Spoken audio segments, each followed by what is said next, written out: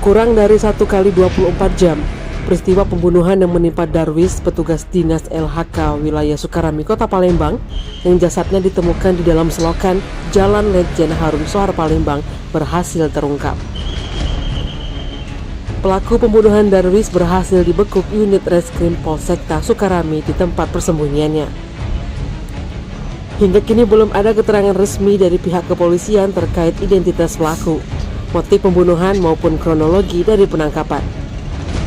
AKBP Dr. Mansuri, tim forensi RS Bayangkara Muhammad Hasan Palembang, dari hasil pemeriksaan luar, tubuh Darwis didapati puluhan luka tusuk di bagian atas, termasuk pada bagian wajah dan hampir di seluruh tubuh, terlebih di bagian wajah ada lebih dari 10 tusukan.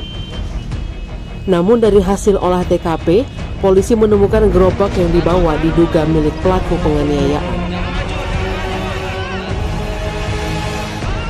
MHK yang di Sukarami berapa banyak lukanya tusuknya, Dok? Oh iya, jadi tadi udah pemeriksaan terus ada jenazah baru masuk ya.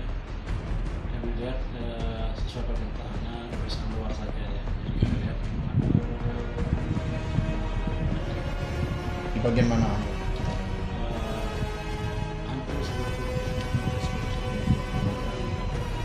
Yang luka yang paling dalam itu di bagian mana, Dok, yang menyebabkan korban bisa meninggal? Nah, karena ini tidak kita otopsi ya, jadi kita tidak eksplor lebih lanjut. Karena memang ada luka di wajah juga.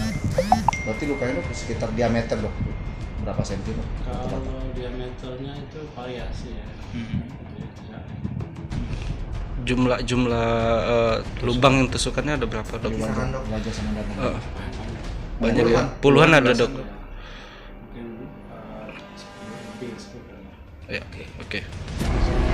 Tim Liputan Sensel Update TV melaporkan.